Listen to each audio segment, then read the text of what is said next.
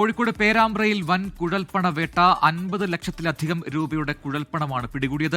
താമരശ്ശേരി സ്വദേശികളായ 3 പേർ പോലീസിന്റെ പിടിയിലായിട്ടുണ്ട്. ജി കുഞ്ഞുമോൻ കോഴിക്കോട് ചേർന്ന് കൂടുതൽ വിവരങ്ങളുമായി. ജി, അരക്കോടിയോളം രൂപ എന്ന് പറയുമ്പോൾ അത് വലിയ ഒരു തുകയാണ്. ഇതുമായി ബന്ധപ്പെട്ട് പിടിയിലായവരുടെ ഒരു പശ്ചാത്തലം അത് ഇപ്പോൾ വ്യക്തമായിട്ടുണ്ടോ? കൂടുതൽ വിവരങ്ങൾ എന്താണ്? പ്രജിൻ, കോഴിക്കോട് പേരാമ്പ്രയിലാണ് പോലീസ് സിനിമാ സ്റ്റൈലിൽ പ്രതികളെ പിന്തുടർന്ന് ഈ കുഴൽപ്പണ വേട്ട നടത്തിയത്. പോലീസിന് ലഭിച്ച വിവരത്തെ തുടർന്നാണ് പ്രജിൻ നേരത്തെ സൂചിപ്പിച്ചതുപോലെ തന്നെ 1/2 കോടിയിലേറെ രൂപ ഇവരിൽ നിന്നും പിടികൂടുന്നത്. താമരശ്ശേരി സ്വദേശികളായ അലി ഇർഷാദ്, സഫാൻ എന്നിവരാണ് ഇപ്പോൾ നിലവിൽ പോലീസിന്റെ പിടിയിലായത്. ഡ്രൈവർ സീറ്റിന് അടിയിൽ പ്രത്യേക അറയുണ്ടാക്കി സൂക്ഷിച്ച നിലയിലായിരുന്നു ഈ കുഴൽപ്പണം ഉണ്ടായത്.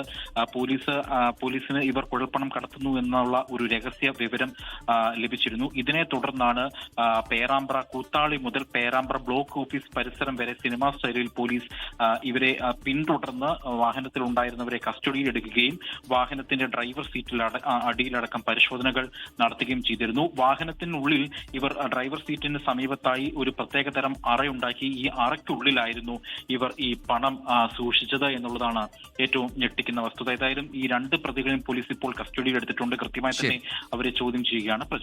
ലോകത്തെവിടെയായാലും ഏത് സമയത്തും 24 വാർത്തകളും ഓഗ്മെന്റഡ് റിയാലിറ്റി പാക്കേജുകളും എക്സ്പ്ലെയിനറുകളും വിശദമായി കാണാൻ ഞങ്ങളുടെ യൂട്യൂബ് ചാനൽ നിങ്ങൾക്ക് സബ്സ്ക്രൈബ് ചെയ്യാം.